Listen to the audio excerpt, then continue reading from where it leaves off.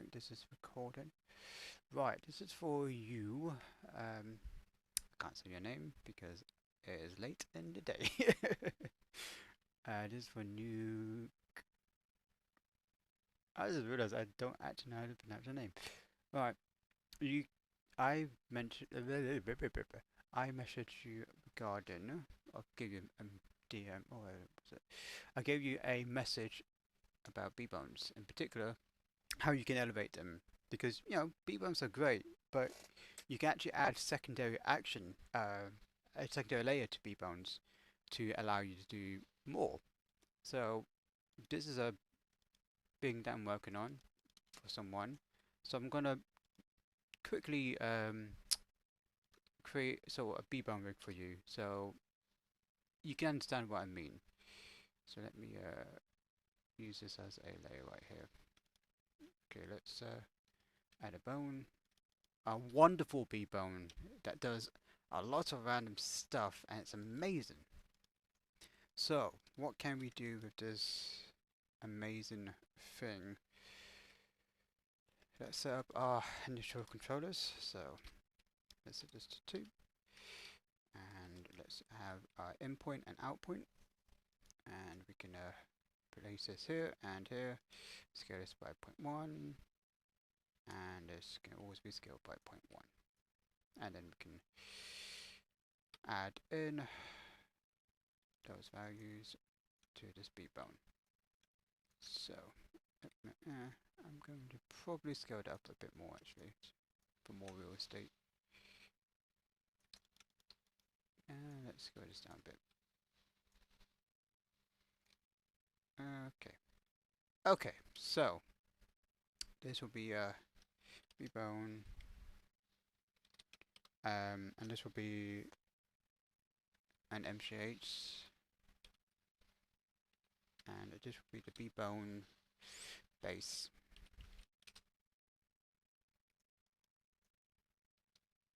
And this will be the in, and then that will be the out. Right. Okay, so let's parent that to here, and then copy a stretch 2, so that now will move, and now we need to copy its rotation and set up the bone segments. So I'll go for 12, nice even round number.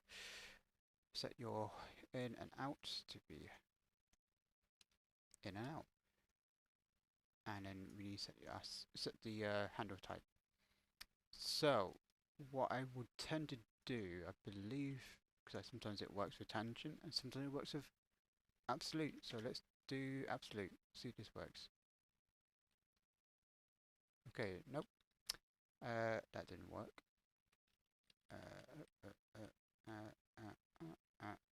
So let's set that then. So absolute didn't actually work and didn't copy its base rotation. So what we can do, set it to tangent, and okay, setting it to tangent would work.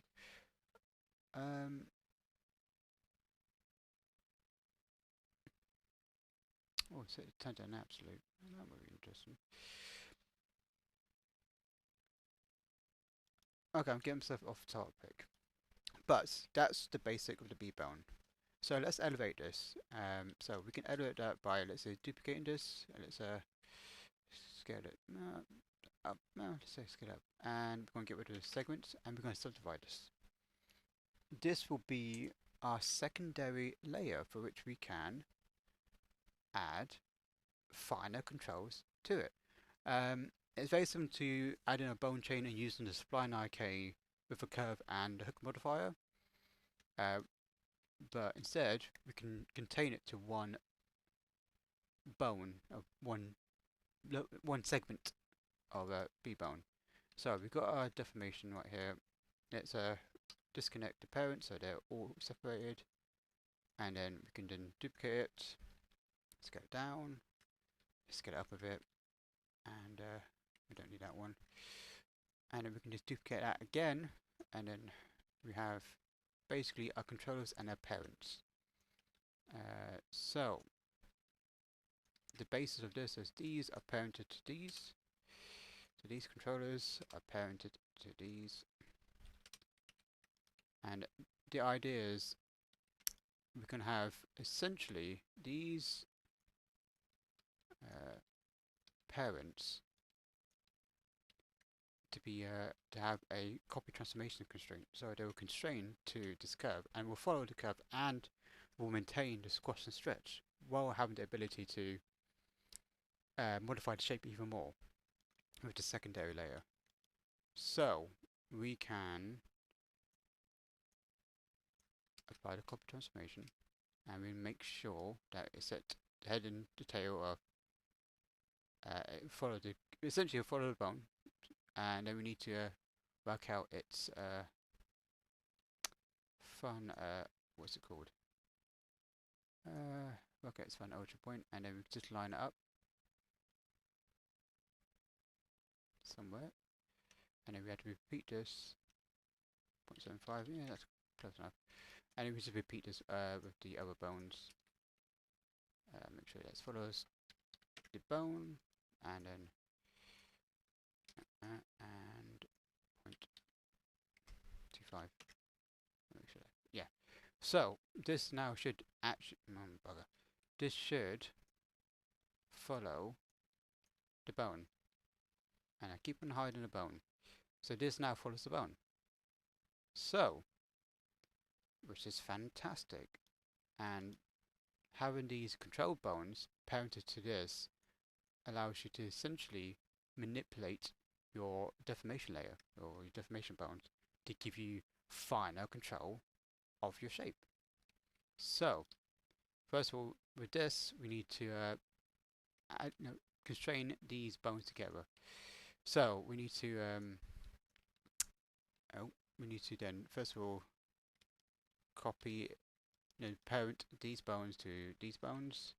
So you want to parent the base of the tail of the base of the bone to the controller, so that does that. And then, like with the main bone, you want to then do a stretch to, so it will stretch to it. And like with the main bone constraint, the main bendy bone, you essentially repeat the same step.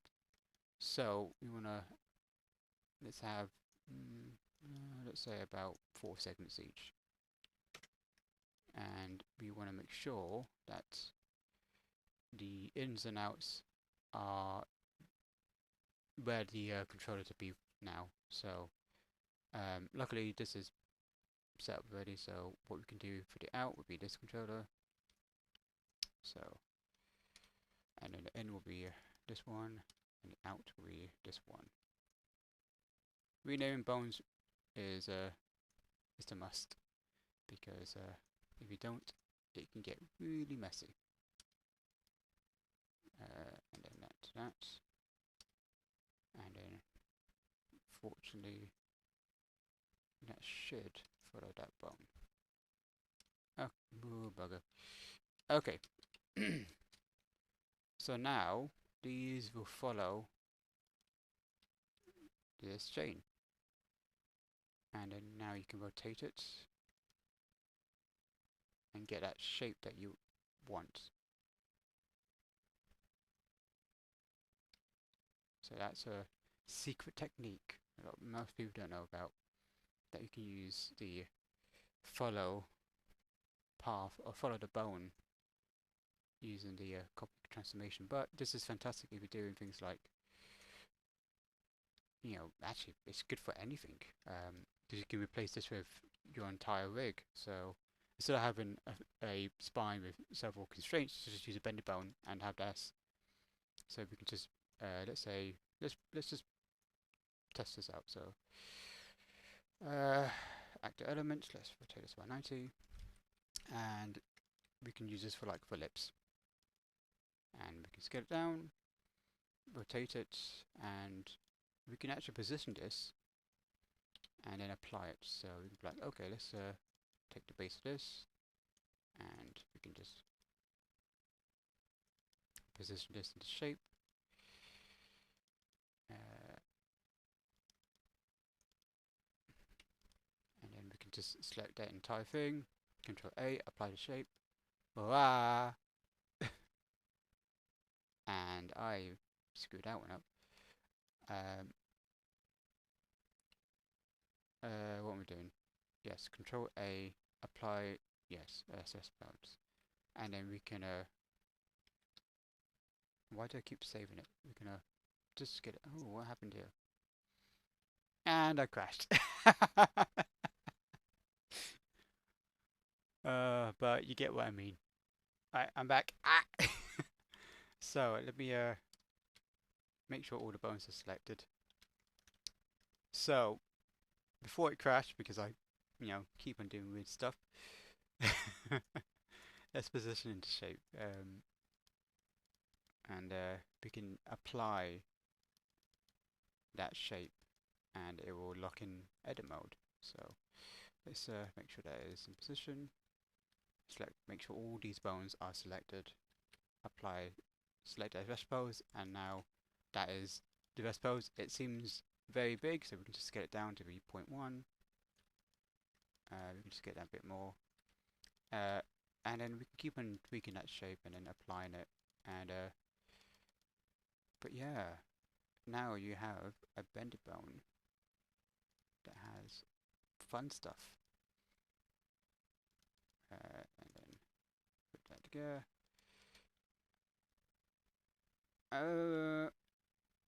Might